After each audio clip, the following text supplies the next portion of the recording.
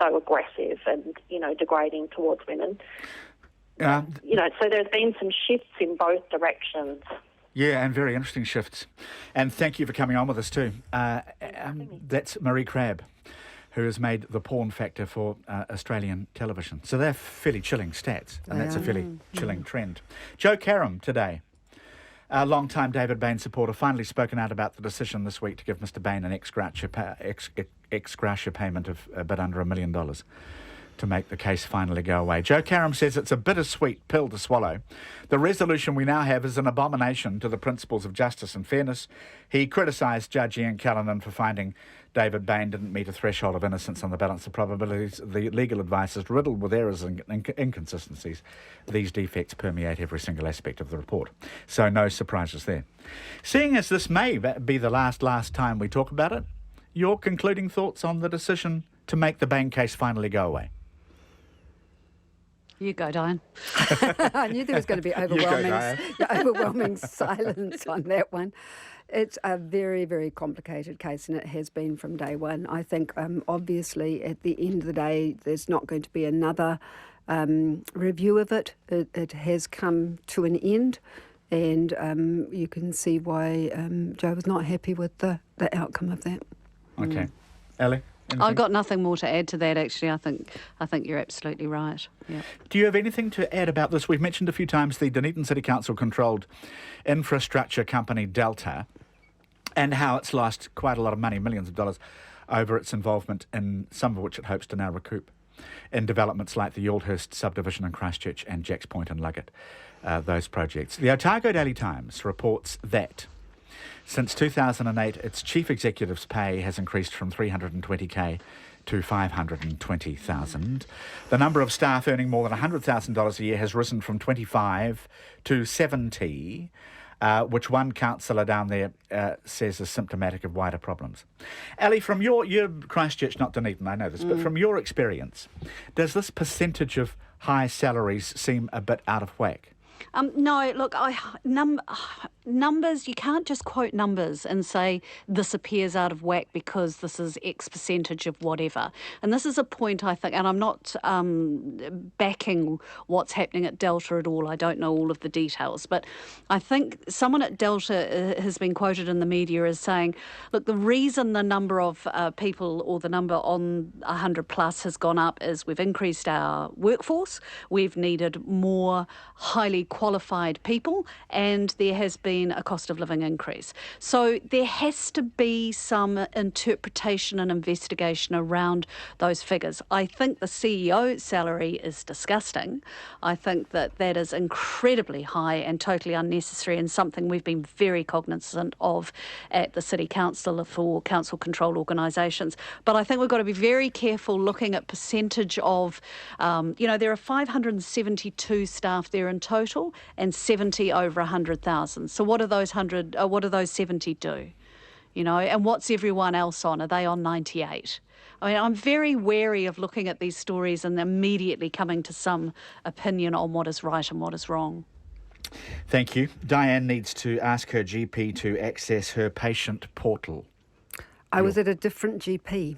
Right. Who can't access any portal. That answers it. It was answered. I asked about the portal. Can't access the portal. I think a lot of, Debbie says, I think there'll be a lot of questions asked about the evacuation of the Emirates plane. Surely your life is worth more than any possession in an overhead locker. And any item that you're carrying could be a hazard. See, but people don't really secretly believe that, some of them, do they? They think my suitcase isn't going to be a hazard and won't slow down as I trip over it and somebody else does evacuating the plane. Very good. So will both of you be watching at least the opening ceremony for the Olympics? Yes, I will be. So Diane will, and Ellie. No, I'll probably be watching Unreal or something on Lightbox and catch up with it later. Very good. Lovely to have the company of both of you today. Ellie, thank you so much for coming on. Thanks, Jim. And Diane, always a pleasure as well. Thank you. Thanks, everybody. Have a lovely weekend. And Checkpoint with John Campbell is on the way.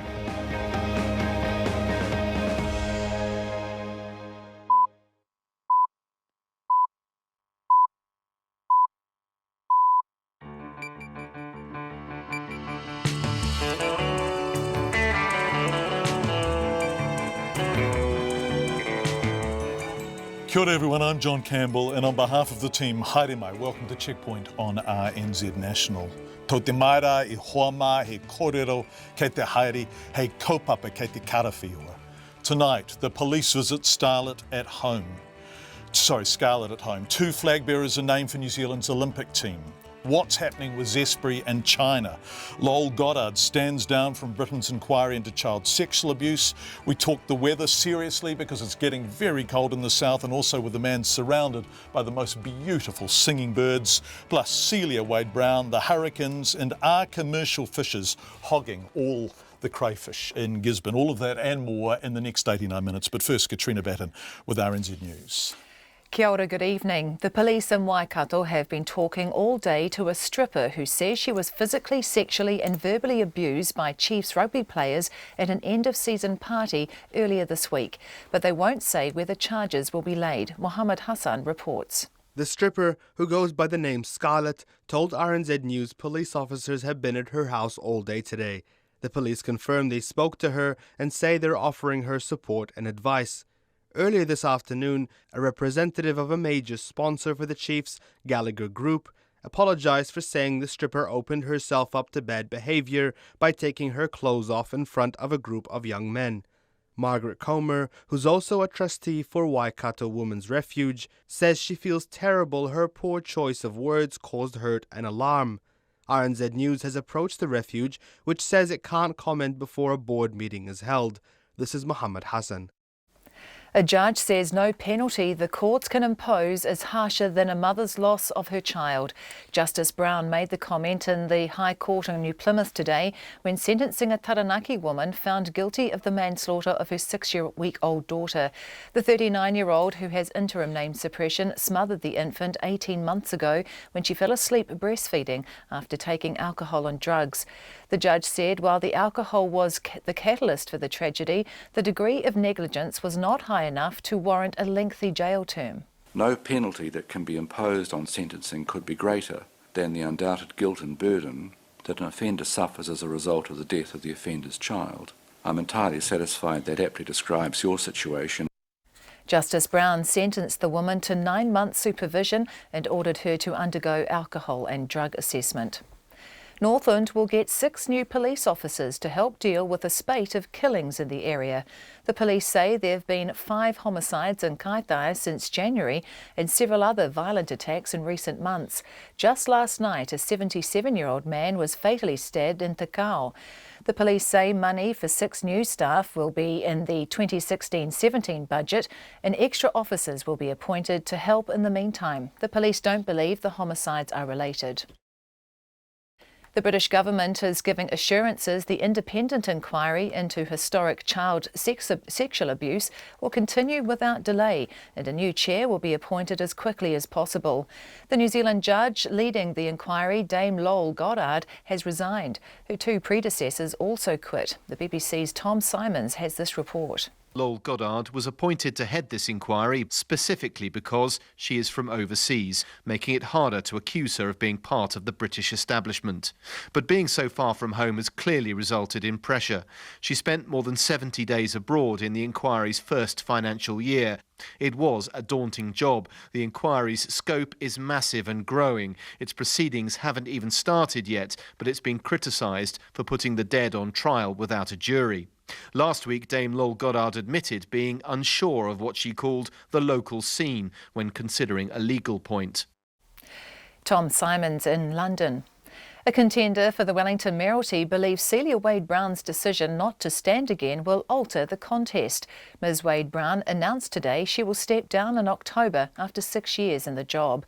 Nick Leggett, who's currently the mayor of Porirua, says an incumbent mayor running for office always has a strength, but Ms Wade-Brown's move raises questions about political alliances. There is a sort of a question mark over whether Labor and the Greens have done a deal as in terms of their pact nationally, and whether she stepped aside for Justin Lester as the Labor candidate. And clearly, there is an alignment taking place with Joe Coughlin very much the sort of the national candidate, Justin as the Labor candidate, and everybody else sort of somewhere else. Nick Leggett says that will not, however, disadvantage his own campaign to be mayor. In sport, in an Olympic first for New Zealand, 2 representatives, the sailing duo Peter Burling and Blair Tuke, will jointly lead this team into Maracanã Stadium in Rio tomorrow. Tuke says it'll be a proud moment, but it won't distract them from the ultimate prize of a gold medal. First and foremost, Pete and I will just look to lead by example, not only on the water, but hopefully our actions off the water and how we act. And that's sort of what we've done right up to now. So we're not going to change with this role. We just keep going forward and keep striving towards our ultimate goal with this added responsibility of leading our team. Blair Tuke will walk alongside the flag bearer Burling at the opening ceremony, which begins at 11 tomorrow morning. The president of Russia's Olympic Committee says his country will likely have the cleanest team at the Games. 271 Russian athletes have been cleared to compete in Rio, despite the World Anti-Doping Agency recommending a blanket ban because of a doping scandal. Alexander Zhukov says Russian athletes will have experienced the toughest drug testing. The New Zealand Warriors hooker Isaac Luke has been ruled out of the side's crucial clash with the Gold Coast Titans on Sunday and could be sidelined for at least a month. Luke is to have surgery on his knee, but the club says he could return for the final regular season match against the Parramatta Eels next month. That's the news. Tonight on Nights, John Campbell's mixtape. Country Life looks back at another week in rural Aotearoa. And then there's the Rio Olympics, as previewed by my overseas sportscasters. Helene Elliott in the United States, Russell Fuller in the UK, and Australia's Paul Kennedy, because of course most people taking part aren't from New Zealand, which will go nicely with a sonic tonic dedicated to the songs and sounds of Brazil on Nights with me, Brian Crump. It starts after the news at 7 on RNZ National. Met Service weather through to midnight tomorrow. All of the North Island except for southern Gisborne, Hawke's Bay and the Central Plateau. Occasional rain or showers with isolated heavy falls mainly in the north. Snow lowering to 400 metres in the south tomorrow. Southern Gisborne, Hawke's Bay and the Central Plateau. Rain heavy at times with snow lowering to 200 metres tomorrow about Hawke's Bay and 400 metres elsewhere. The Marlborough Sounds, Kaikoura Coast and Canterbury, mostly cloudy, occasional showers with snow above 200 metres. For the remainder of Marlborough, Nelson and Buller to Fiordland, any remaining showers clearing and becoming fine this afternoon. Otago and Southland, cloudy periods, a few showers retreating to the coast overnight and clearing tomorrow afternoon. The Chatham Islands, occasional showers clearing tomorrow morning and becoming fine. It's 5:08.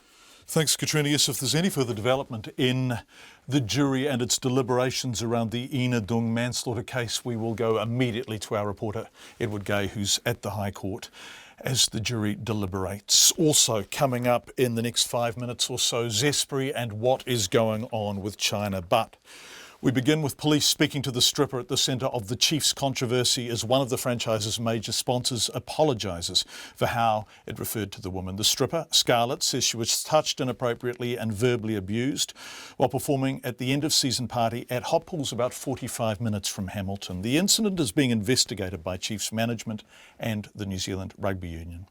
Margaret Comer from the team's sponsor Gallagher Group also sparked outrage when she told Checkpoint last night Scarlett had opened herself up to bad behaviour by taking her clothes off in front of a group of young men. Today, Ms Comer apologised for her poor choice of words.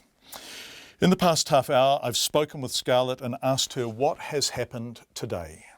Had the police come to my door this morning. They woke me up. Nice wee surprise. They came over to check if it was okay if some detectives from Hamilton were to turn up, and I said that was fine. So yeah, they turned up an hour later to come and have a chat to me and just discuss some options about where I could possibly go to from here. And where did that conversation end? Where are you going to from here? I've been told not to make any decisions in a rush or anything like that. It's triggered a lot of stuff from the past. Now that the police are involved, and I don't think I actually want to involve the police just because of how much it actually brings back to me. It's a bit much.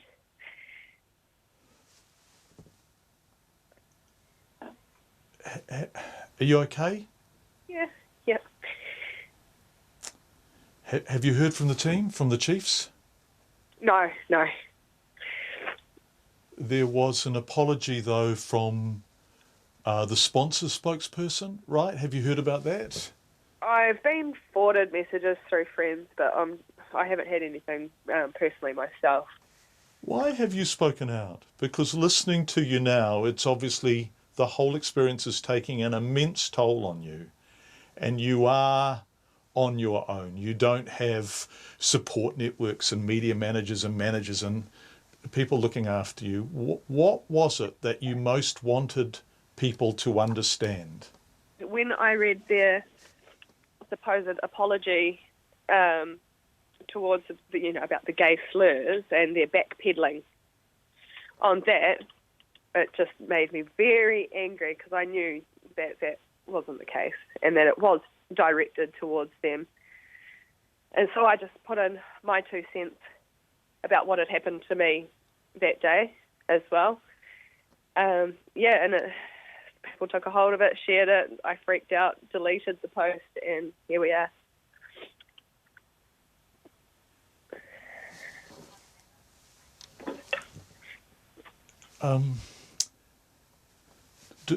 What would make this okay for you now, Scarlett? What would bring this to a resolution that would make you think, I'm pleased I spoke out?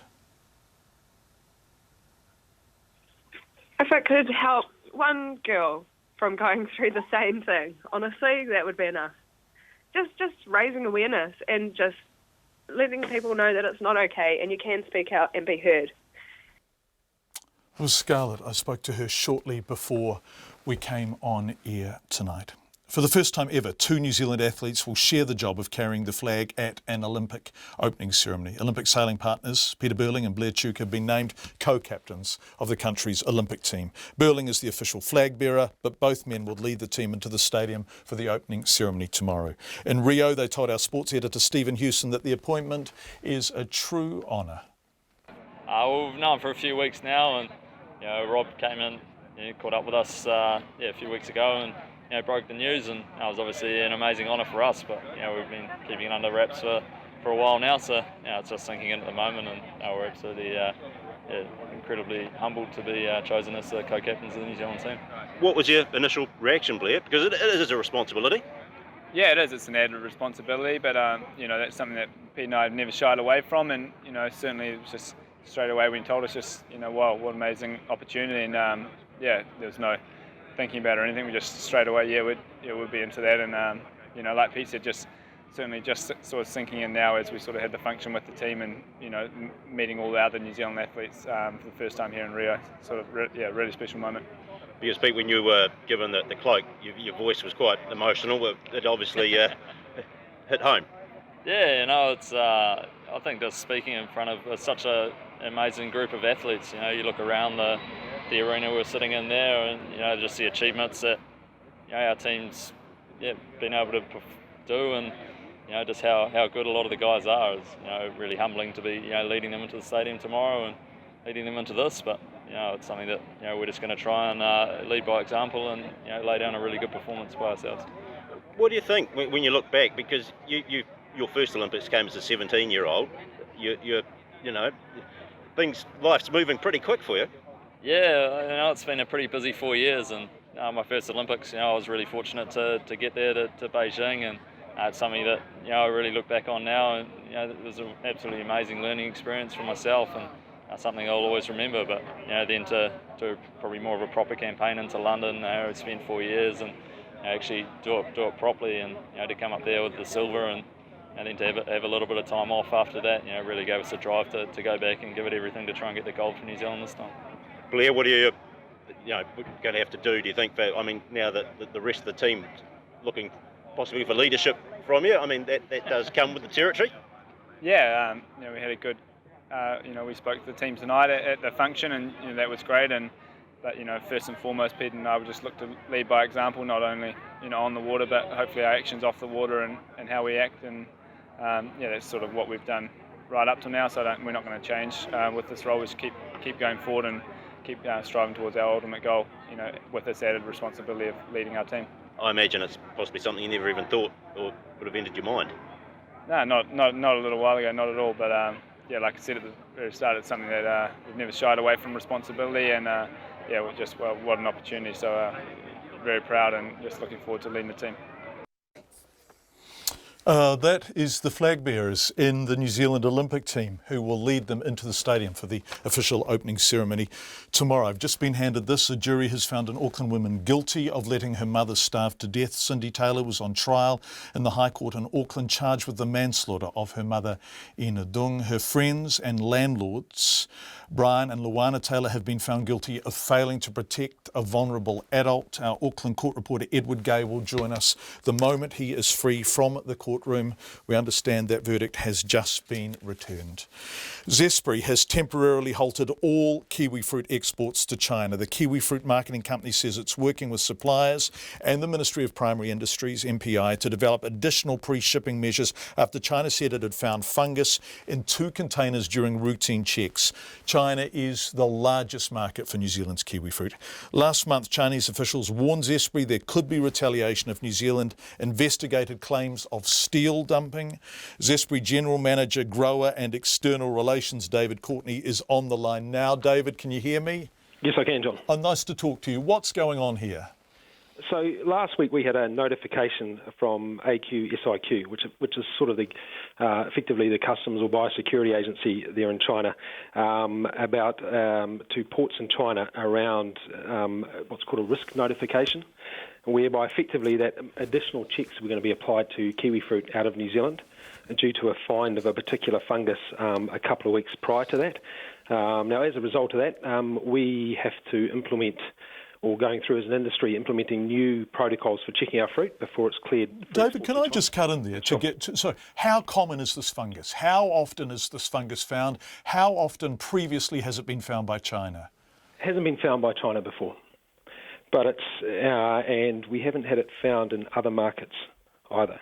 And have you found it? In other words, have samples been sent back to you? Have you independently obtained evidence of kiwi fruit having this fungus? So no, we haven't had the samples, but we have had the reports sent back to us, and we know that this fungus has been present in New Zealand kiwi fruit for the last 20 years. This is a balancing act, isn't it? Because on the one hand, if the fungus is present, it's present. And on the other hand, it does seem a striking coincidence that this should happen so quickly after talk of some retaliation around New Zealand's investigation of steel dumping. So, well, from our perspective, we have to treat it as a market access issue. And if you flip it over and you think about it, you know, if in New Zealand we had something come in and the biosecurity officials picked it up and it wasn't something we'd seen before, then we would probably take similar precautions. And this is what's happening in this case. This particular fungus is known in China, but it's not, or no record of it on kiwi fruit in China. So they are taking, from our view, what seems an appropriate risk exercise. And now we just have to work in with it and change our protocols accordingly. You do have to work in with it, and you have to balance your relationship with China very, very carefully. And also, it's not good to be glib if in fact that fungus is there and this is an entirely good faith operation. But there must also be part of you that is thinking, you know, how do we handle this? Well, we just have to handle it as it stands in front of us. And you know, from time to time, we have issues. You know, we export a lot of fruit around the world, 50-odd markets. We've been doing it for a long time. And from time to time, we have these sort of issues, and we have to deal with them as they stand in front of us. So what happens now? What happens in terms of the kiwi fruit that is packed, possibly even being freighted up to China? What happens to that? So what happens is we had a number of containers on the wharf due for departure over the next couple of days. Those containers have been brought back to the post-harvest operators or the pack houses. They will be repacked according to new protocols once they're developed. And effectively what those new protocols mean is there's just an extra level of scrutiny applied to that fruit. And then they are repacked and then they're ready to go again. And can they go, sorry, forgive me, David, can they go to China again, or is it all off with China for the short term? So what we're hoping to do is effectively have a break from shipping for maybe up to a week to allow us to put in the new protocols, and then we'll start shipping to China again. We had about an 8 million tray program to go. We're going to reallocate about 1 million trays of that, and with 7 million trays still to go up there. Key thing is that we still have a large amount of inventory up there, so So sales will continue on. So this doesn't stop the pipeline, if you like. It just slows it down, but sales up in China can continue. Are you checking for the fungus on stock in New Zealand, stock that's packed, that's in containers ready to go? And so that'll be part of the protocols. Effectively, as we load out kiwi fruit to go offshore, we do have checking protocols, both in the pack house, if you like, as it exits, and down at our wharf, and all the way through the supply chain and also in market. And what we're going to do is just add extra layers to the levels to the packing here in New Zealand. Okay, so all going well, where will you be, say, in a fortnight? Best possible scenario, where will you be in a fortnight in terms of getting fruit up to China? So what we hope is the protocols come into action, and then within the week we can start shipping to China again, resume our shipping program, is the aim. And meanwhile, sales of fruit that has been cleared up in China continues. But there's going to be this sort of interim period of fruit that is either on the water going up there or is sitting ready to be cleared up there that may get caught up by this. So of course, and then hopefully once the new protocols come into place, that'll be a new package of fruit. And that will head up as well after that. Right. What percentage is the Chinese market of our kiwi fruit exports? It'll be just below 20% this year. Okay, and in dollar terms, roughly, what's that worth? 500 million. Yes, it's serious money, isn't it? Absolutely. And so we're about 2/3 of our way through our program now. So we're a long way into the season. David Courtney, who is the Zespri Government and External Relations GM, joining us live on the phone with that breaking news. Thanks, David. We really appreciate your time. It is 21 minutes past 5.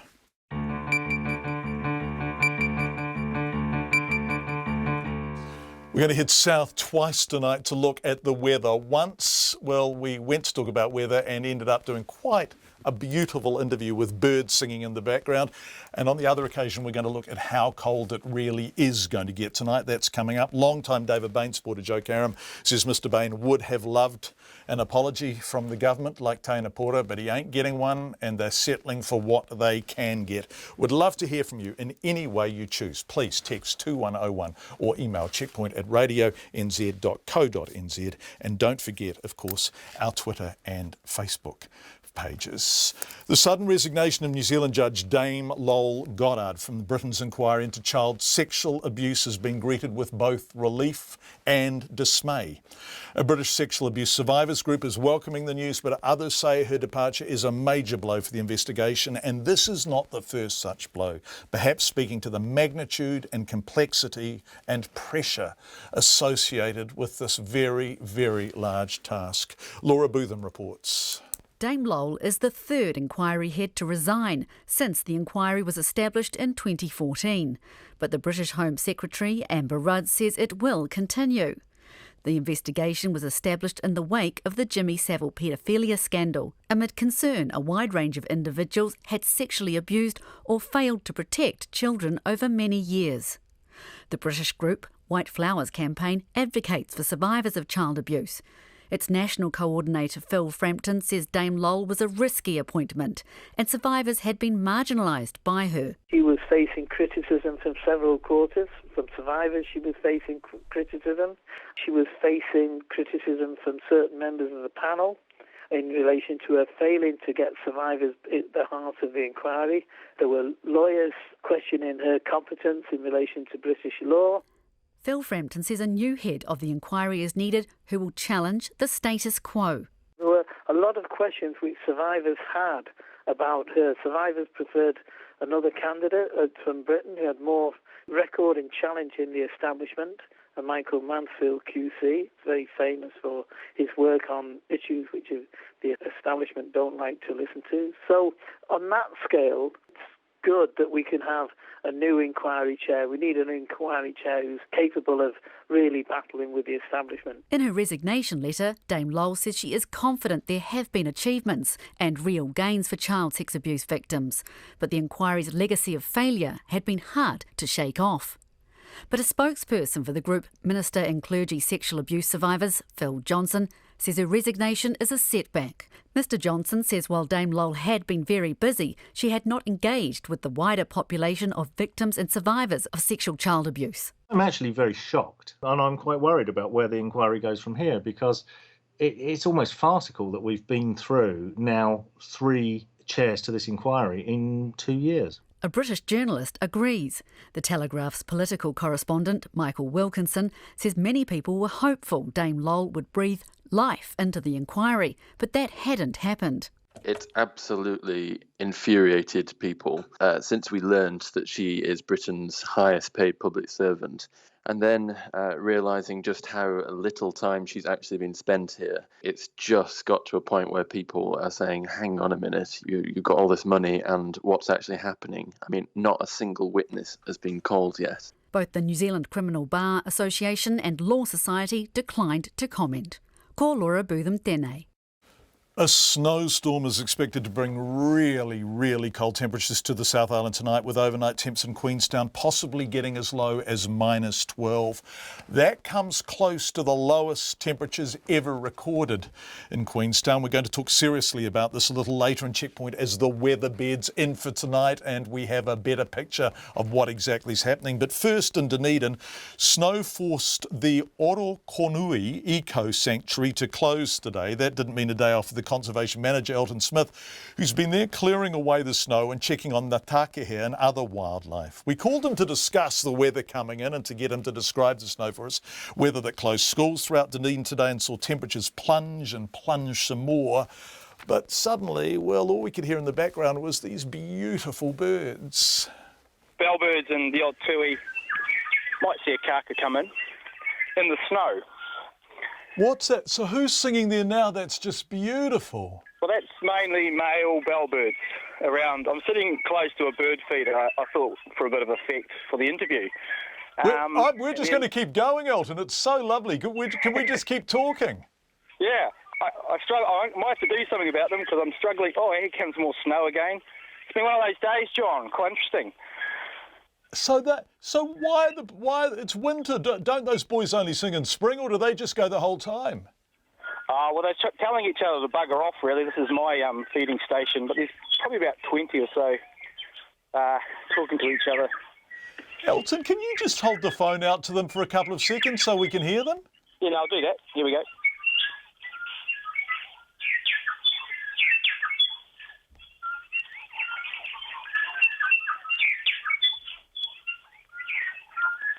Like the New Zealand of old, I suppose. Oh, that's just magic. So they're all natives, are they?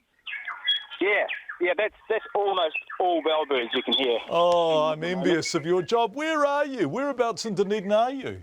Well, we're about 20 k's north of Dunedin, just the top of Blueskin Bay, looking down Blueskin Bay. Yeah, I know it. And so there's snow there. It's snowing, is it? Yeah, it actually started snowing again, just as you called. It's been on and off all day, but it was certainly quite heavy this morning. There's been a bit of thaw. We certainly had worse, but if it continues like it's going now at the moment, it might settle back in for sure. And what do your birds make of that? They'd be good hardy souls, wouldn't they? Yeah, some of them will be. I mean, you'll get a bit of damage. The older ones, this will knock off a few of the older birds or some of the sicker ones, but that's just Mother Nature. This is one of the reasons why we have these little supplementary feeding stations for the nectar feeders and the parrots, just to sort of help them through winter and focalise the noise, really. And have you got takehe there too, Elton? Yeah, we've got 5. I think I sent a photo in. There was about 3 up on the upper grassland before in the snow, coming to their supplementary feed today.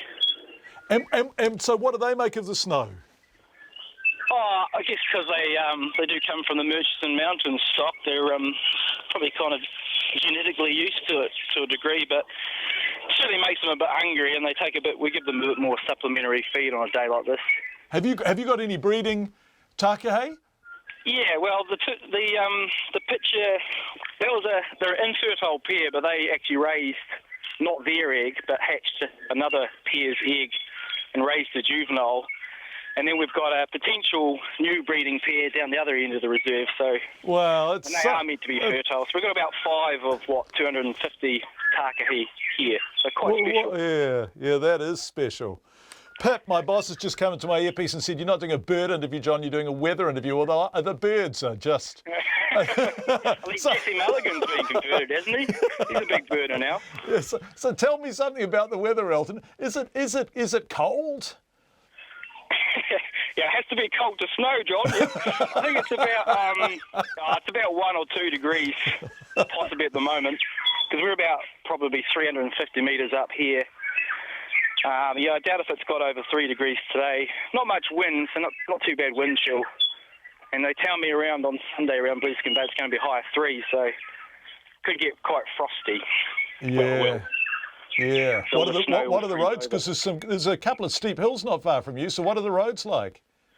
They're all right if you've got a full drive, but we closed the sanctuary today. We just because the state highway was closed earlier on, and we don't want people taking unnecessary risks, especially in this day and age. Getting up here, just not worth it. So we're sort of officially closed for visitors and most staff today. But some of us have the privilege that we have to come up and sort of check the fence and feed the animals on days like this. And it's actually it's not as bad as people think. It's quite special, quite amazing actually in conditions like this. Well, the sound is heavenly. So we've done weather, we've ticked weather off. Good. And obviously RNZ National is non-commercial, but I think it's very important you tell people where you are and how they can come and see and hear these beautiful birds. Salesman, 600 Blueskin Road, Orakuni Eco Sanctuary, 20 k's north of Dunedin. Take you about 15 minutes to get here. Magic. And let's end. Perhaps. Elton, it's been so nice talking to you and getting that weather report. Let's end. Can you just hold the phone up to the birds again? Okay, I'll go down the track and I'll get even closer, and we'll just end on this note, shall we? We'll get right in amongst it. Beautiful, Elton. Thank you. What a treat. What a Friday treat. Okay, see you later, John. See you, brother.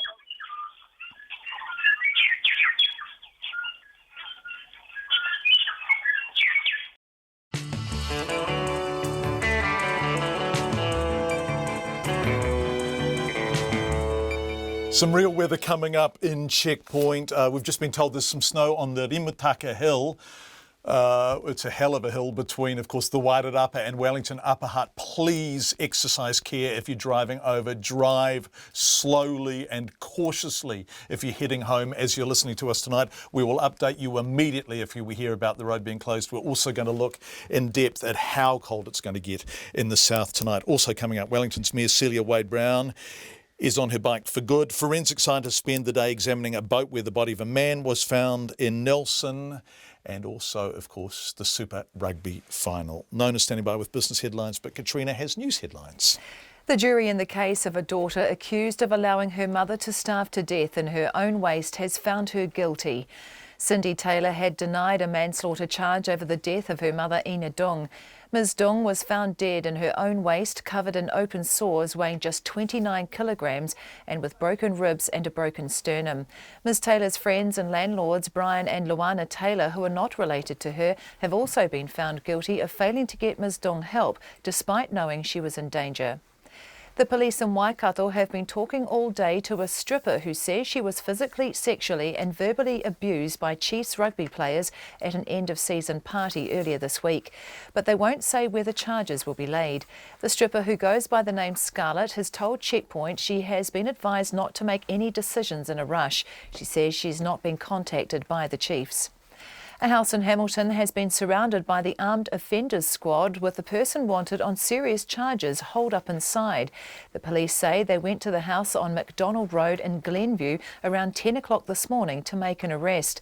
After an exchange, officers retreated and called him back up, and the area was cordoned off. The police say there's no risk to the public at this stage. Zespri has put a temporary stop on its kiwi fruit exports to China. The kiwi fruit marketing company says it's taking extra precautions after China found a fungus in 2 containers of fruit during routine checks. China is the largest market for kiwi fruit. 2 athletes will share the job of carrying the New Zealand flag at the Olympics opening ceremony in Rio tomorrow. In a first, the sailors Peter Burling and Blair Tuke will lead the team into the stadium after being named co-captains. Those are the headlines. I'll be back at 6 with more news, sport and weather. Thank you very much indeed, Katrina. Yes, we're going to go to Edward Gay, our court reporter, to discuss this guilty verdict very shortly. Nona, business news to end the week. Nice to have you with us, Nona. What happened today? Well, we had another couple of companies give us a bit of an update on how their companies are doing, and it was really quite a contrast. We have TNG Global. People will remember them as Turners and Growers. Yeah. Well, they've doubled their profits, so they're sitting quite nice. They've got higher sales and lots of, very positive news for them. Not so much for another company, Intuary, which is a education company. So they provide vocational training through a variety of schools. That company listed just over 2 years ago on the New Zealand share market at $2.63 a share. And today they're worth 26 cents. Holy moly. Yeah, that's over $200 million. Just gone. Any explanation as to why? Yeah, they've had a lot of issues, just a whole bunch of things. And they've put that sort of behind them in a way, because the Serious Fraud Office is investigating. They've got the Tertiary Education Commission is also looking at their business. So it's not completely over for them, but for the chief executive, it definitely is. The board said goodbye to him today. From $2.60 down to 20 cents. Yeah, he's left. Yeah. So they got the CFO. He's going to be acting in the position until they find someone new. His job is going to be to put in place a strategy to turn the business around. He's very optimistic, thinks it can happen. Good for him. Give him a go. We'll see how it happens. But it's going to be tough. It's not going to be easy for them at all. And so the market ended today up 10 points, yes. That's not very much, but still over that 7,300 mark at 7,308. No, John, not a record. But, we're still, next week, we've got the corporate reporting season really gets underway. We'll also have that Reserve Bank update on their monetary policy statement. So our New Zealand dollars trading at 72 US cents, 94 Australian and 54.8 pence. And that's partly because the Bank of England dropped their key interest rate to 0.25% overnight. Holy moly. Boy, that's, 0.25%. Nona Peltier, ending the week on the business front. Thanks, Nona. Have a great weekend. Wellington's mayor is on her bike for good. Celia Wade-Brown, who famously cycled to the capital's airport to greet Hillary Clinton, announced today she will not stand for a third term as Wellington mayor. Ms Wade-Brown has served on the Wellington Council for 20 years, 6 years as mayor, 14 years as a councillor before that, obviously. I asked her how she's feeling now she's made the news public. I'm feeling good. I'm feeling ready for the next stage of life. My husband's feeling that he's going to actually see a little bit more of his wife, and I'm looking forward to catching up with more of the family. All of that stuff's important, but equally, you clearly have a love of local body politics. 20 years in that council, 6 of them as mayor. So why are you standing down? Forgive a really unsentimental question, but did you sense you weren't going to be re-elected? I thought I had a good chance of being re-elected. I've got a very good set of grassroots networks, both different ethnic communities, differently gendered communities. There's a wide range of people that you would never catch in a phone poll or on a stuff poll. So, no, I thought it was going to be a tough election, that's for sure, but I feel this, if I'm going to move to doing some different things, this is a really good time. I turned 60 when I was in Singapore, so I think it's about time for a third career. So looking back on your second career, what are some of the things you're proudest of? Oh, I think there have been some real achievements, not least in our movements towards predator-free Wellington. And, people know that I cycle, but they forget that I'm a bit of an IT geek. So CBD-free Wi-Fi, the tech hub, welcoming the ICT grad school, those are all great achievements for the city, but they just don't fit the little pigeonhole that some people like to put me in. Island Bay Cycleway, any regrets there, and what do you see happening with it? Well, we've now unanimously agreed a refreshed network approach, and we've agreed just under 38 million combined council and government money for the next 4 years. So what I am sure of is that my legacy will be a lot more cycling around the city. And I think there's a really good process that we've agreed. There's been a bit of personal animosity along the way.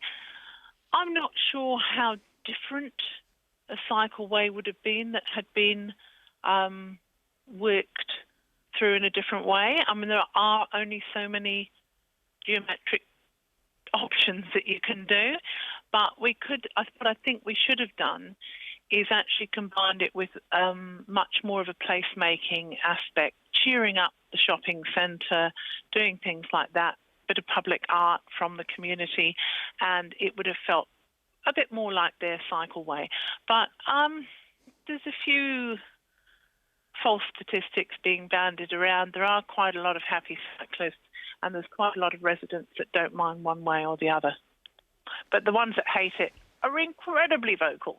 Yeah, so you talk about that, the ones who hate it are incredibly vocal, and you talk about the personal animosity, and, you know, Tom Milford talks about the fact that whilst he admires your advocacy for Wellington and your affection for Wellington, that there have been many disagreements with the Chamber of Commerce over the years. Well, probably the most famous one is on the living wage. The living wage. And we've got the living wage in for council staff. And when I first found out that there was about, I don't know, several hundred council staff under the living wage, I was horrified. So I think one of the big legacies is implementing a staged approach to the living wage, not just for employees, but for CCOs and for cleaning and security.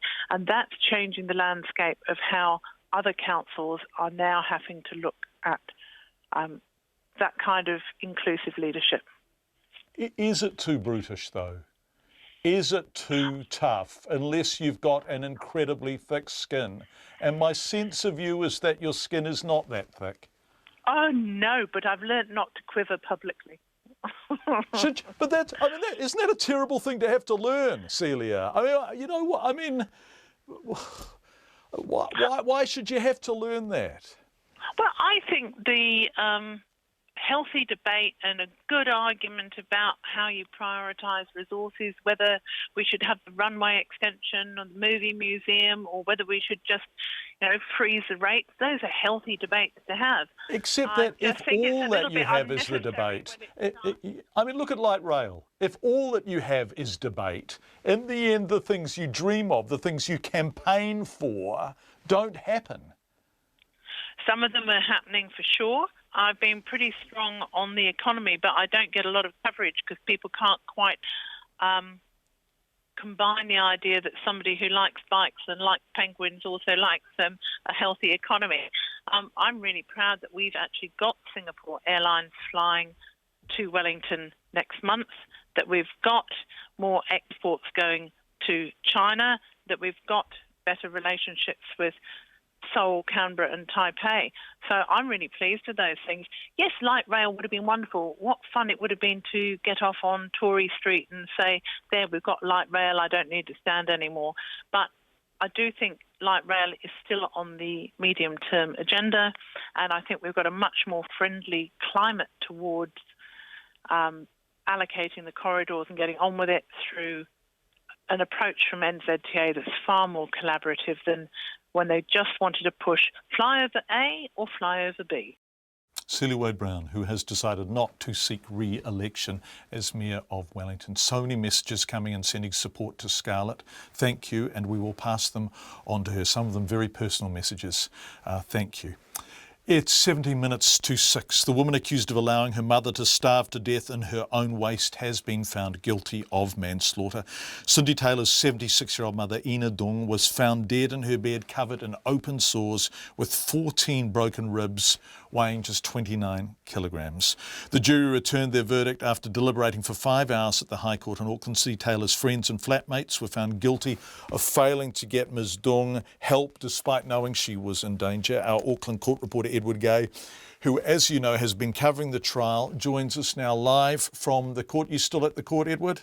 I am, John. Hi. I guess now that it's over and the verdicts are returned, this has been a truly terrible story of neglect, hasn't it? Certainly as the Crown presented the case, and obviously the jury accepted that. It has, John, and it's been a story of neglect by Miss Dung's own daughter. You know, this evidence of sores, some of which have turned gangrenous, the 14 broken ribs and sternum, which meant effectively Miss Dung couldn't feed herself. She couldn't get up to go to the bathroom. She lay on this green plastic sheet on her bed in her own waste, and that actually left marks behind on the body as well. The pathology showed she had chemical burns from her own waste, and all the evidence pointed to a lack of hygiene, a lack of basic nursing, the pathologist, Fintan Garrivan, Dr. Garrivan said that had she got food and water, had she got this basic nursing care, there's no reason why she wouldn't still be alive today. And the photos in this case that are gone before the jury, Justice Wiley gave them repeated warnings about those photos. He again warned them today about the sympathy and prejudice that could come from those photos. But, they are truly shocking, and they show that emaciated condition of Miss Dung and her protruding bones. Cindy Taylor's defence lawyer ran the line that she did the best she could, that she was struggling to cope with everything. Obviously not persuasive for the jury.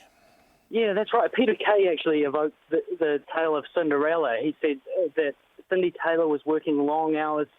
She was doing the housework around the home, and then she'd come home sometimes to clean up for 2 hours, cleaning up her mother, and that basically her mother had given up on life, had started to refuse food and water. But there was no 111 call, and the Crown Prosecutor, Natalie Walker, said, this is New Zealand. We've got a 24-hour service where emergency services can be called any time of the day or night, and that call only came after Miss Dung was dead. It all came too late. Edward, some discussion around money. What role did money, if any, play in the prosecution's line? Yeah, that's right. There was this sort of strand of evidence that came through. All of Cindy Taylor's money that she was working from these long hours of work were going to Luana Taylor. She said for a debt. But it wasn't just Cindy Taylor's money that was going there. It was also the money from Ina Dung's pension, and Ina Dung's brother, who had been dead for 2 years, his pension.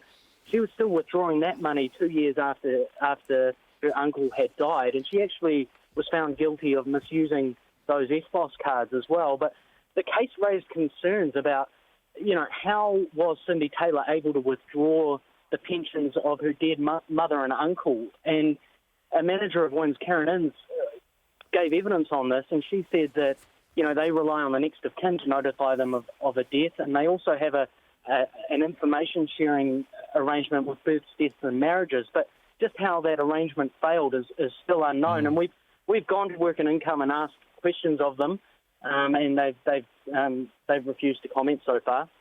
Edward Gay, who has sat through this case in the Auckland High Court. If you've just tuned in, the woman accused of allowing her mother to starve to death in her own waste has been found guilty of manslaughter. 12.5 to 6. David Bain's long-term supporter, Joe Karam, says David Bain would have loved an apology from the government like Tēnā Pora, but instead he's swallowing what he calls the bittersweet pill of ex gratia payment. The government has given Mr Bain, who was found not guilty by a jury in 2009 after serving 13 years in prison, $925,000, but says it's not compensation, it's to cover the costs of his compensation bid. Mr Karam says this is the end of the legal fight he and Bain have waged for 20 years. He held a media conference in Auckland and our reporter Rowan Quinn was there. Joe Karam says the only reason David Bain accepted the money was because he felt he could never win in a process that had become increasingly political. And though Mr Bain is grateful for the money, it didn't come with the one thing he really wanted. 6 years ago, after the acquittals, he would have accepted almost no money if he'd got a decent apology. That's what he wanted. He wanted what Tēnā Pora was so proud to get. But an apology was never likely after the latest government-commissioned review of the case said Mr Bain couldn't be given compensation because he was not innocent on the balance of probabilities.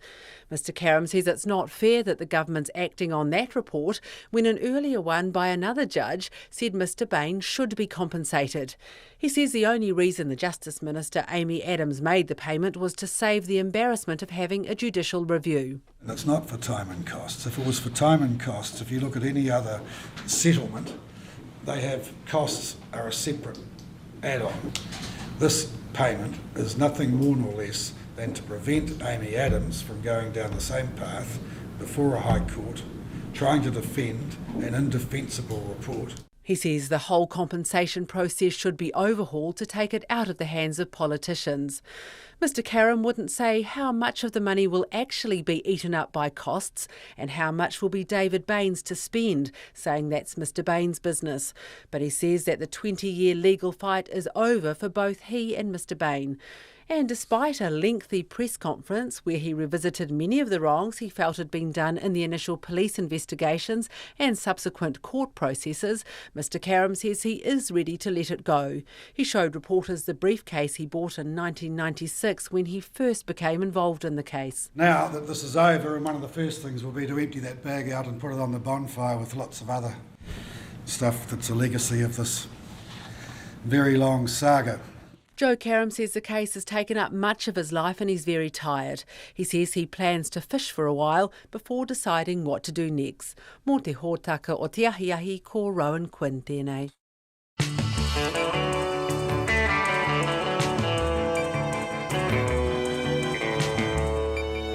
9.5 to 6 on Checkpoint. Policymakers are grappling with how to manage the future of marine farming in the Marlborough Sounds. The licences for more than half of nearly 600 marine farms throughout the Sounds will expire over the next 8 years, farms established before the current Resource Management Act was created. In an insight investigation, Tracy Neal has been exploring what changes might be in store for marine farmers, including the local Te Ateawa, who as kaitiaki have been living in the Sounds for centuries. The sunken valleys of the Marlborough Sounds have long been a treasured place, providing Māori and early European visitors to New Zealand with good shelter and sources of foods. There are 8 tribes in Te Tau Ihu, the top of the South Island, and Te Ateawa is mana whenua in the Queen Charlotte Sound. The head of the Iwi Trust, Glenys Payne, explains why it's special. Te Ateawa and other tribes came down from the North Island in the Inahiki in the early 1800s. So our people have lived and worked in the Sound since that time. Mrs Payne has chaired the Te Ateawa Trust since it was established in 2012 as the post-settlement governance entity. About $200 million in settlements have come Marlborough's way. Glenys Payne says Te Ateawa used a portion of its share to invest in a small but growing interest in aquaculture. For Te Ateawa, we would rather invest our money in the region and not, for instance, in a car park in Auckland. But that investment, if we're looking at aquaculture, is becoming more and more fraught. It's not a sure thing. About 350 marine farms were installed throughout the Sounds before resource consents were introduced. Marlborough's Mayor Alistair Soman says it's too difficult and costly to look at each application individually. A working group has been set up to figure out a plan for managing the process, which Mrs Payne says is a good idea. The costs are getting prohibitive in the aquaculture industry and the obstacles are growing to actually participating or developing. The government has told the Marlborough Council it needs a better mechanism for handling the mountain of work that's emerging. Environment Minister Nick Smith knows it's going to be a balancing act addressing everyone's needs and concerns. The Sounds were his childhood playground, and he says they remain a favoured place for him to chill out. When you're in a bit of a stressful patch in my occupation, my favourite letting go is to get out in the kayak, full of tent, a good dose of Nelson wine. I've got a brother-in-law who's a very keen fisherman, and so spent many a time fishing all the way out to the very outer reaches. Just in terms of work, it is one of the very special environments in New Zealand. Marine scientist Rob Davidson, who's monitored the effects of marine farming in the Sounds for years, says there have been positive steps taken to keep it in check. Prior to about 1995, there was no requirement for marine farmers to provide a biological report. Since that time, it's a standard practice now. And so that's been a big step in increasing the knowledge about what the farms do. Mr Davidson says the ribbon development that's occurred along the coastline in much of the Sounds is now at its peak. In other words, the coastline is now full. Mrs Payne maintains it's in Te Ateawa's interest to use the Sounds resources sustainably, and what's good for Te Ateawa benefits the wider community. This is where we belong, this is part of our soul, and of course it's in our interest to look after them. And that's who we are, that's what we do. The council says a plan for the consents renewal is expected well ahead of the 2024 deadline. Mō te hōtaka, o te ahi ko Tracy Neal tēnei. And you can hear more on this on Insight just after the 8 o'clock news on Wallace's program on Sunday morning on RNZ National.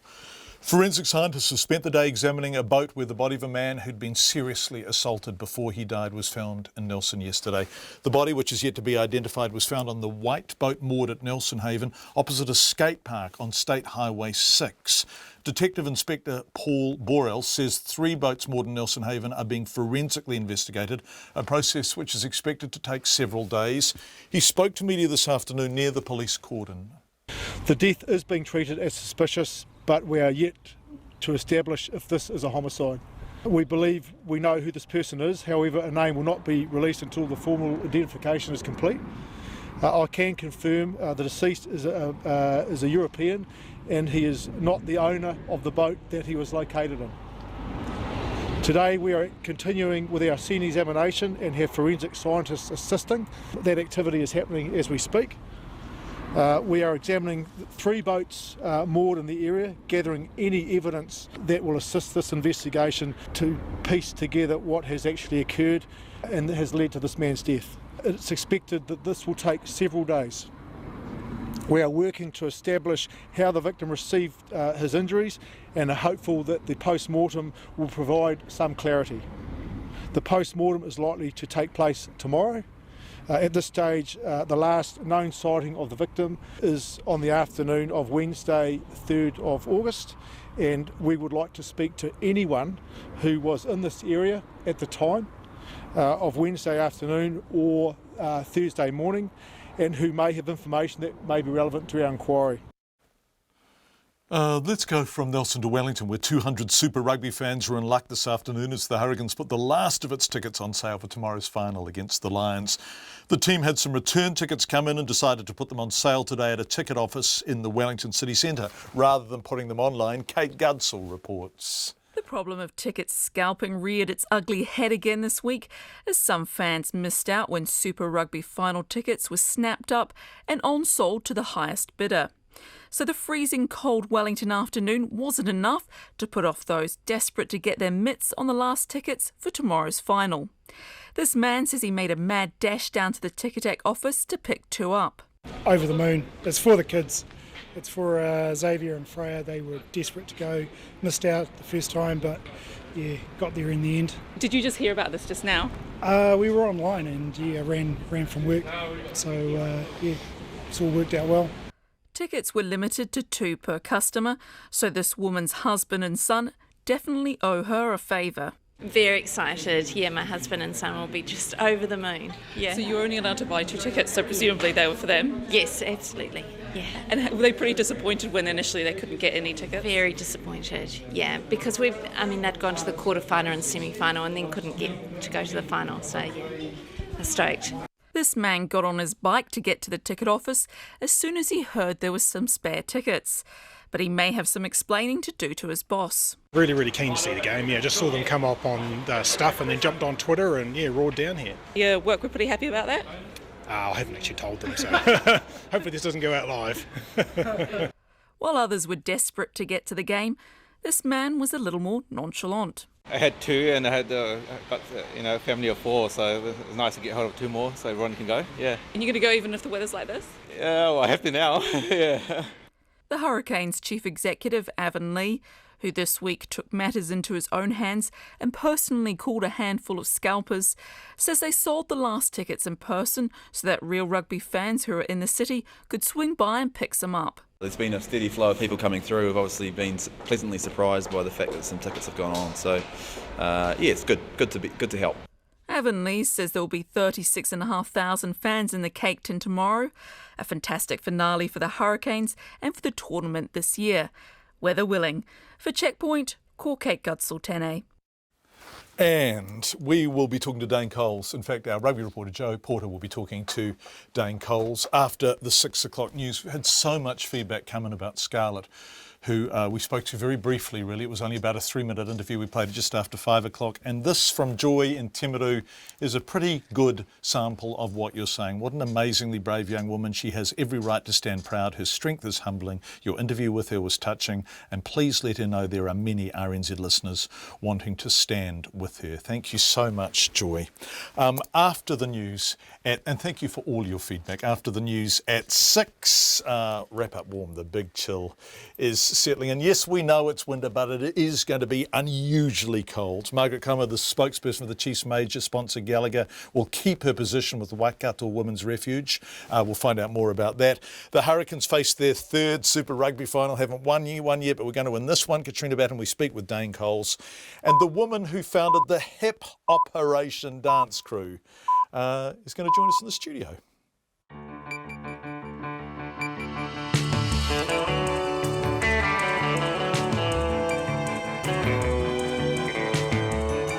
Kia ora everyone, you are with Checkpoint, of course, on RNZ National. Thank you for being with us, however you are joining us, whether it is on the radio, live streaming on the RNZ website, or watching us on Freeview Channel 50. It's Friday night, almost the end of the week. I've told you what's coming up in the next 30 minutes, so we'll gently fade down the theme and go to Katrina Batten with RNZ News. Ngā mihi nui, good evening. The woman accused of allowing her mother to starve to death in her own waste has been found guilty of manslaughter. Cindy Taylor's 76-year-old mother, Ina Dung, was found dead in her bed, covered in open sores with 14 broken ribs and weighing just 29 kilograms. Ms Taylor's friends and flatmates, Luana Taylor and Brian Taylor, have been found guilty of failing to protect a vulnerable adult. Cindy Taylor told the High Court in Auckland she was doing the best she could and her mother refused food and water and medical attention. But the Crown said she completely failed her mother and should have got medical help. Zespri has temporarily halted all kiwi fruit exports to its biggest market, China. The kiwi fruit marketing company says it's working with suppliers in the Ministry for Primary Industries to put extra precautions in place before shipping after China found fungus in 2 containers. Last month, Chinese officials warned Zespri there could be retaliation if New Zealand investigated claims of steel dumping. A Zespri spokesman, David Courtney, told Checkpoint the fungus hasn't been found in its products before. This particular fungus is known in China, but it's not, or no record of it on kiwi fruit in China. So they are taking, from our view, what seems an appropriate risk exercise, and now we just have to work in with it and change our protocols accordingly. David Courtney. The suspension is likely to last about a week. A stripper who spoke out about alleged abuse by members of the Chiefs rugby team says she wants to help other women in her situation.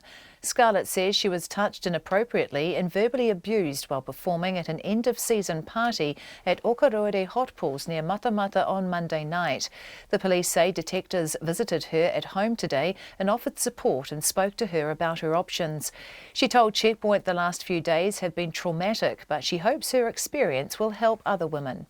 If it could help one girl from going through the same thing, honestly, that would be enough. Just raising awareness and just letting people know that it's not okay and you can speak out and be heard. Scarlett says she's hesitant about involving the police because of past experiences and today has triggered bad memories. The long-time David Bain supporter Joe Karam says Mr Bain accepted a government payment because he despaired he'd ever get compensation in a political environment where the cards are stacked against him.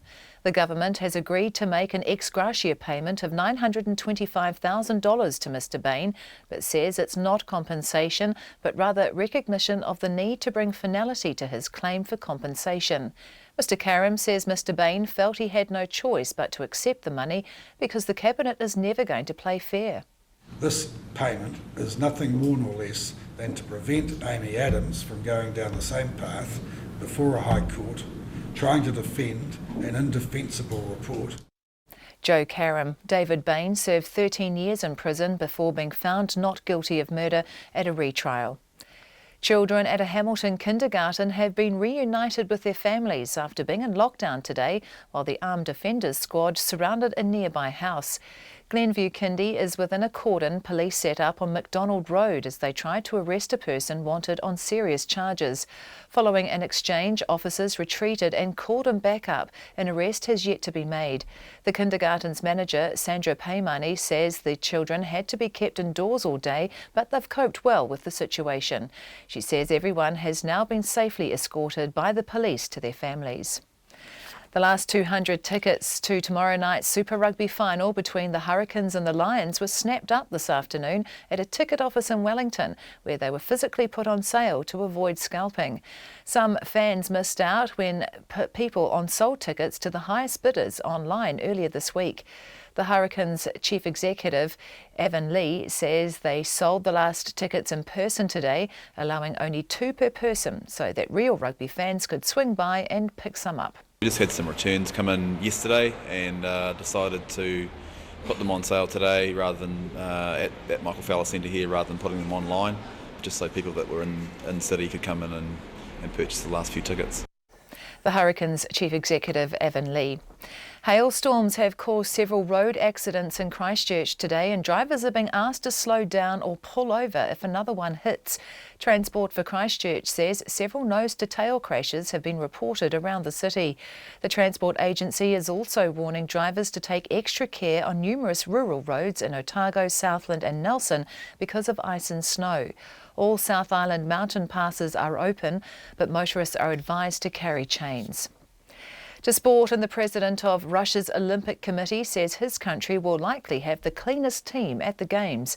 271 Russian athletes have been cleared to compete in Rio, despite the World Anti-Doping Agency recommending a blanket ban because of a doping scandal. Alexander Zhukov says Russian athletes have experienced the toughest drug checks, including additional testing at the Olympic Village. Australia has called up 5 players who have been plying their trade in France for the upcoming Rugby Championship. Veteran backs Matt Giteau, Drew Mitchell, Adam Ashley Cooper, Will Genia and Quade Cooper all return to the Wallabies' 33-man squad. They meet the All Blacks in the opening game in Sydney in 2 weeks. The New Zealand cricketers say they aren't underestimating Zimbabwe heading into the second test at Bulawayo tomorrow, despite crushing the hosts by an innings and 117 runs in the first one. Pace bowler Trent Boult says playing at the same ground again is a help. We're up for a big challenge again. I think they'll be eager to prove a point, put a better step forward in a way. So, no, we know we're going to have it cut out for us. But, yeah, the luxury is that we've obviously just had a game there and a few days off, but we know exactly what the conditions are we're going to face. We're only going to be a couple of strips to the right. Yeah, I'm pretty sure it's going to be a very similar wicket and, yeah, hopefully a very similar outcome from our point of view. Trent Boult. Play gets underway tomorrow evening. That's the news. You know, the word bullying comes from bulls. This week, Country Life's out shopping for a bull. He's got particularly nice rounded bum. He's got a nice head and jaw. Good temperament, good feet, nice sized nuts. Very good behind on it, good straight back. A lot of things that make a good bull, yeah. Country Life Friday nights at 9 and Saturday mornings after 7 on RNZ National. $575, $8,000, $8,000 a bit, $38,000, buys them, sold. Met service weather through to midnight tomorrow for all of the North Island except for southern Gisborne, Hawke's Bay and the Central Plateau. Occasional rain or showers with isolated heavy falls, mainly in the south. Snow lowering to 400 metres in the south tomorrow. For southern Gisborne, Hawke's Bay and the Central Plateau, rain heavy at times with snow lowering to 200 metres tomorrow about Hawke's Bay and 400 metres elsewhere. The Marlborough Sounds, Kaikoura Coast and Canterbury, mostly cloudy, occasional showers with snow above 200 metres. For the remainder of Marlborough, Nelson and Buller to Fiordland, any remaining showers clearing and becoming fine this afternoon. Otago and Southland, cloudy periods, a few showers retreating to the coast overnight and clearing tomorrow afternoon. The Chatham Islands, occasional showers, clearing tomorrow morning and becoming fine. It's 6:08. I'm hoping that the weather tomorrow will be helping the Hurricanes. Yeah. If it's colder, then the Lions probably won't play as well, because they've only played in South Africa. Yeah, so, they have. Yeah. They're good, the Lions, though, aren't they? Yeah, they are pretty good. It's going to be a cracker of a game, Katrina Batten. It's going to be great. Yeah, go the Canes. And we're going to hear from Dane Coles actually later. Fantastic. Yeah, okay, go the Canes. 80% healthy, yeah? Yeah, I think so. Yeah, Good. yeah, Excellent. yeah. Very Joe good. Porter asked him about that. Thank you, Katrina Batten. Have a wonderful weekend and go the Canes. A spokesperson for the Chiefs' major sponsor will keep her position with Waikato Women's Refuge, despite suggesting a stripper opened herself up to abuse by being naked around men. Margaret Comer, who works for Gallagher Group, is also a trustee of the Waikato Refuge, Te Whakaruruhau. The chief executive of the refuge is Ruahine Albert, and she joins us now. Kia ora, Ruahine, are you there? No, kia ora, John. Yes, I am. Nice to talk to you. What did you make of Margaret's comments? I guess for me, you can make statements in light of a situation and don't realise how something can be taken, say that can be taken out of context. Once you've said it and you can't retract it. We know Margaret very differently.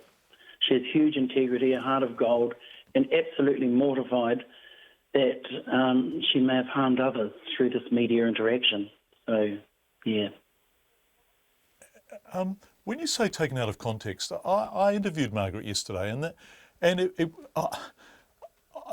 that's what she said. Yeah. We didn't edit anything Margaret said, so we just ran what she said. So I can understand. And I can understand that you know her and have worked with her, and I've got an open letter from you here, and I'm going to read a paragraph to our sister Margaret Comer. We know you are a woman with a commitment to create change on behalf of all women, to be honest, open, and to operate with enormous integrity. We thank you for your heartfelt and sincere apology released earlier today. You know her in ways we don't, and obviously she gives a damn. But it was such a strange thing to say, wasn't it? I think when I talk about taken out of context, and because I fall into the same category at times, when you've said something and it's not what you believe or not what you hear, but you're racing out some stuff, that's what I'm talking about out of context. It's too late because you can't retract it. So that's what I find. It's for me, it's not what Margaret's belief was. And yep, it's too late to retract that once it's gone out. But, I still stand by how I see her in a different light. So it was just as hard to hear the bombarding and the challenges she was receiving through that. Because for us, it's about, okay, when people, when there's a statement that's made or something that it's hard to retract and then you're trying to explain it. But then you get a whole heap of bombarding or abuse and it doesn't stop. Then that's where we fit in as well. Because it's the abuse that's important here, isn't it? And that goes back to what Scarlett's saying about what happened to her at this Mad Monday event.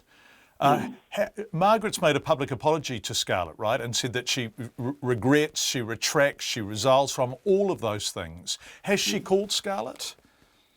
I'm not sure about that, but I think the fact that she's gone on in media and apologised, hers was about the harm and the impact of the words that she used and the whole media interaction and how it's just blown out. How that's affected a number of people is where she's come from. And I guess first and foremost, it's affected Scarlett, right? Yes, it has. What? I guess everyone's trying to work out what to make of this, and the reactions we're getting range from extreme disappointment to people saying, "What the hell is the fuss all about?" She's a stripper. And people are saying that, and I think it's important not to pretend otherwise. What do you feel about what is reported to have happened at this event? Well, it's going to take time, I believe, and huge changes to make a difference to turn people around and society's thinking differently, because this is entrenched. I mean, the fact that media's got it now for a second or third day and going for it, and people are bombarding and making all these statements to understand what's appropriate behaviour and communication to what's not. Everyone needs to be trained and educated about violence and sexual abuse and the inappropriateness of what some of those actions and comments can do. But, everyone's not trained up to that, so we're always going to have this until we turn something around. And I think it's really awesome that we have ministers at this time that are really wanting to make a change. And this is part of that change, is looking at really how do you cover things on the media then if it's going to always be negative. We're going to have to turn that around at some stage, eh? So we all have to make a difference. The buck stops with us all, doesn't it? I mean, change is the responsibility of every single person. But don't organisations like Women's Refuge lead it? Is it appropriate that Margaret stays on your board, do you think? I think for us, we're probably a little different and unique with than refuges, or for some refuges, is, when someone is acknowledging that there's been a mistake or they've done some harm, and I'm not saying that about Margaret, but I'm actually making a statement in general. We're the refuge that actually takes on the men that come from prison and reintegrate. And these are men that have violated, men that have had a range, violence to the worst degree. But for us, it's about, if we're going to make change for people's thinking, then we have to get on board alongside of our men to make that, so they understand. And so we work also with our women and children, but we also very much are connected with the men who want to make change in their behaviour, stop abusing their partners and kids, and stop abusing themselves. Ruahine Albert, who is the Chief Executive of the Waikato Refuge, which Ruahine was just describing there, Te Whakaruruhau. Thank you so much for your time, Ruahine, live on the phone. Snow is falling on the Rimataka Hill Road just north of Wellington. The Met-Service predicts temperatures could drop to minus 15 degrees in parts of the South Island over the weekend. Heavy snow caused the closure of Dunedin schools today and left houses throughout the south covered in snow. But those in the north are now being warned to brace themselves with cold weather set to travel up the country. Met-Service forecaster Eric Brenstrom joins us now. Eric, nice to talk to you after many years. Let's go through, how cold is it going to get in the coldest parts of the south? Well, what we've got is a dying southerly, and we expect the skies to clear. So that's the perfect recipe for frost. And the coldest night's probably not going to be tonight, but the following, from Saturday going into Sunday. And places like Alexandra and Queenstown could get down somewhere between -5, -10. But probably some of these smaller places a wee bit higher up, like Ranfurly, could push towards -10 to 15. Yeah, and that even by central standards, that's getting pretty cold, although that won't be unprecedented for them. A lot of ice on the roads, are you expecting, Eric? Well, I think so. And as you say, Ranfurly does have the record. They got down to -25.6 way back in 1903. I don't know if there's any people around who still remember that, but yeah, they have done much colder than this. Okay, Taupo, Napier, that road and that area, what are you expecting in the central North Island? Heavy rains just started there in the last hour, and we expect it to get colder, and we are going for snow on the road from Napier to Taupo, quite significant amounts. It could be more than 30 centimetres by the time we get to the end of tomorrow, which is quite a lot for them. There'll be some on the desert road as well, we think, but probably only about a third or less than what they get on the Napier Taupo. And what about Rimataka, the Rimataka Hill? What a hill that is between Wellington and the Wairarapa. Yes, I always thought it should be an international border with all the French and grey uniformed soldiers in boxes. But they have had snow showers coming down but not settling. So what we think is they'll get some more of that, and they might get 1 or 2 centimetres, but nothing like what the Napier Taupo should get. Okay. Eric, you're a Wellington man. You're still there, aren't you? Yes. Okay. What's it going to be like at the Westpac Stadium tomorrow night for the Hurricanes? A southerly breeze of about 10 or 15 knots, so that's not too bad. And fairly nippy, but it is winter. And I think by the time the game comes around, the wind will have swung a wee bit southeast, which means the showers stay over in the hills behind Eastbourne, and it should be dry during the game. Excellent. Eric Brenstrom, thank you very much. Lovely to talk to you again, Eric. Eric is a meteorologist. Speaking of the rugby, tomorrow night the Hurricanes, who've never won the Super Rugby competition, despite frequently being magnificent, of course, are in their third Super Rugby final. In 2006, they lost to the Crusaders. In 2015, they lost to the Highlanders. Tomorrow, they're doing something new. They're playing a South African team. And to put that in context, it's a team that's beaten the Crusaders and the Highlanders in consecutive weeks to get there. The Canes captain is All Black Dane Coles, of course, after missing last week's semi-final with a rib injury. Will he be okay tomorrow? Our reporter, rugby reporter Joe Porter, went to ask him. pretty confident, mate. Like I feel in a pretty good space at the moment, and the Ribs did some scrums this morning. So, yeah, still a bit of time to recover, but things are looking pretty promising at this time. How nervous were you that you would miss this game and have to sit on the sidelines watching your brothers go to war? Yeah, mate. It's like you always want to play in the final, and it would be guttering, but mate, I've got to do what's best for the team. There's no point in me just because I want to play and going out there and not contributing and not doing what I need to. That's just not fair. So, like I said, I'm in a pretty good space, and hopefully I can these next couple of days I can recover well and good to go. But mate, if I'm not 90, 100%, there's no point in me being out there. A chance to make history and become the first Hurricane side to win a Super Rugby title. Have you embraced that as a team this week, or have you tried to push those sorts of things to the side? I would love to, for that to happen, but obviously we don't have too great success at winning championships. I think we'll just try not to get caught up in the hype. I think, mate, like, there's a lot of hype from the media and the fans and that stuff like that. We're just trying to make it a normal week and not really focus on the outcome. Like, we'd love to win it, and so would they. So we've just got to make sure it's been a good week, just nailing our preparation and getting those little things right, just for Saturday. And I'm sure if we we do our things through the game and doing what we're doing all year, I think we'll give ourselves a hell of a chance. But it's not going to be easy, and they want it just as much as we want it. And just because we've been there before doesn't mean we deserve it. So like I said, we've been a good week, and we'll just make sure we nail the next couple of days, and I'm pretty sure we'll give everything we've got and come Saturday. Growing up as a Hurricane supporter and watching all the teams that Wellington have had in the past, guys like Christian Cullen, Jonah Lomu, Tana Umanga, all these stacked teams that just couldn't quite get it done, and Hurricane supporters have almost learnt to be disappointed. Yeah. How good would it be for you to give this team, this region and this franchise victory on the weekend, and I guess let all those supporters crow victory for once? Oh, it'd be huge, for the just all the supporters and even the region from Wellington to right up to the east coast of Gisborne. Something to be proud about, and although I know there's a lot of Hurricanes ex-players that they would love to see us to succeed, but like I said, we've just got to make sure we earn the right and make sure we come out firing and do what we're doing all year and playing and just enjoying our footy, and we can help one another. So if we do that, we'll give ourselves every chance. But like I said, it's not going to be easy. We've got to meet the challenge head on and walk towards it. It's certainly not. The Lions have beaten 4 of the 5 New Zealand teams this year, including 2 recent wins in the quarters and semi-finals. Obviously, they've come to Hamilton this year and beaten the Chiefs, so they don't mind coming to New Zealand and playing New Zealand teams. How much do you read into your massive win, 50 points over them earlier in the season, and how much do you read into the Lions' recent wins over the Crusaders and, of course, the Highlanders?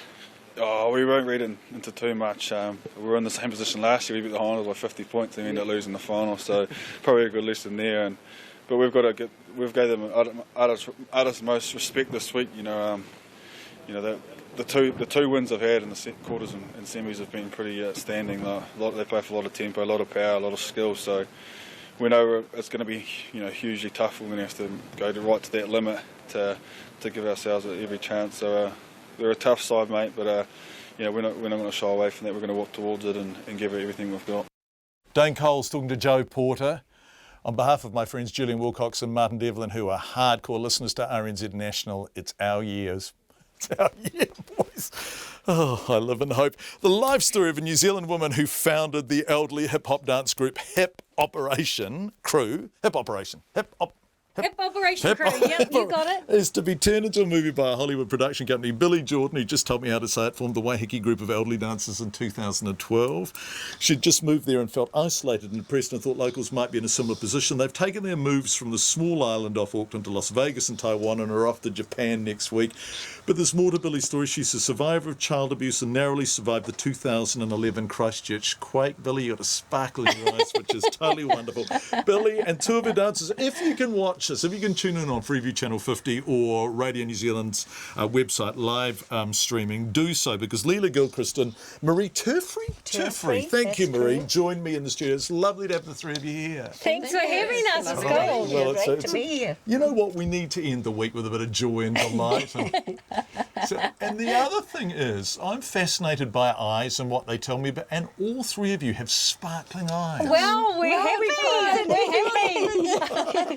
Well, if you can't enjoy your life, what's the point, right? No, so So were you trying to deal with some stuff when you formed HIP Operation Crew? Because I had post-traumatic stress disorder from a really abusive childhood, and then that got re-triggered when I was injured in the Christchurch earthquakes. So I went to Waiheke all traumatised, thinking, I've got no life, I'm going to be killed at any second, I can't plan for a future. And I noticed these old people in my community, they did too. Us? Well, they weren't planning big futures for themselves because they thought that they're at the end of their life, and I felt like that too. So I thought, well, let's go out dancing. And I don't know how to dance, so that was a big thing. I've got 2 left feet. So then I went on YouTube, learned how to do hip-hop, drove around the island, on Waiheke Island where we come from, we're all neighbours, and then rounded up 80 of them and said, right, let's go out dancing, and I'm going to form you into a hip-hop dance group. And then in the end we had 27 people, and I said, right, the goal is in that in 8 months' time you're going to perform at the World Champs in Las Vegas. So, and that was we did. That was 3 years ago. But you two can't. You're not old enough to have been original. Are you both original members? We're there from the first day. Wow! And so when Billy turned up and said, "I think you should do this," what did you think? That she was bonkers? What did you think? Well, there's something that I believed in her. I thought, for goodness sake, doing hip hop, I'd never. Well, I mean, I can't dance, for goodness sake, and to do hip hop. But there's something about Billy. I thought, I'll give it a go. And by crikey, it's been the best thing I've had in my life. My life has been wonderful since meeting Billy. She's a wonderful you've girl. Travelled. You went to Vegas, for example. Yes. Yeah. That was fantastic. These two are the lead dancers. They're the babies in the group. They're the lead dancers. I mean, this is the thing. So you're both. Sorry, forgive me. This is rude, but you're both 72, right, Marie? Yes. And you don't. I mean, this is wonderful that you don't look it. So is that because of the dance? Exactly. It's got to be. It's made changed my life. Changed my life, hasn't it? It's been wonderful. Yeah. But it's not just about dancing. It's about laughter and friendship. Exactly. Yes. We've had a ball. Yeah. Had a ball. And a sense of purpose and a sense of vocation. Yeah. And mates. And togetherness. Yes. Exactly. That's right. Taking on. I mean, I think because we're Kiwis, we love to take on the world, right? We love the fact that we can be underdogs in everything. So, I mean, this is such a Kiwi thing, and I think that's a big part of why Hollywood want to make a movie, about us and our lives, just because, once again, there's these people at the bottom of the universe who think they can, at the age, because, we've got lots, about 13 in their 90s, oh, well, why don't you become a top hip-hop dancer at the age of 96? So, Marie, what do you think of the music? Do you like the music? Well, yes, actually, I do. I do. Who's your favourite? Do you have a favourite artist? Do you have someone you really like? More in the music side of it. I like Eminem and ones like that. She loves Eminem. I like Eminem. But Eminem has the beat owns the music, right? Yes. So know. So if you're dancing, you know exactly what to do and when to do it. Yes. Yeah. Yes. Yes. And Leela, we hope so. Who's your favourite? Well, I would probably say Eminem too, but I play them a lot. So Yes, what happens is I play them they get a lot of Missy Elliott, but they don't see the record albums, obviously, because it's on my iPod. Missy Elliott's fast, though, isn't she? Yeah, and they love that. Yeah. These guys, they're really fast. People see their footage 4 years ago. I mean, really, they're so embarrassed. Oh, gosh, they go lickety split now. So you're just getting better and better. Yeah, we're going 4 times faster. They won the world. They won the Auckland Hip Hop Regionals in their division in February. Only 0.8 points behind these 8-year-olds. What makes me happy is not just the success, but the look on your faces. I'm all for that. Yeah. Well, that's great. So let's talk about the movie. So what happened? Well, I did a TED Talk last year, and they saw the TED Talk, and they saw sort of the audaciousness of New Zealanders trying to get onto the big world stage in areas they're clearly not made for.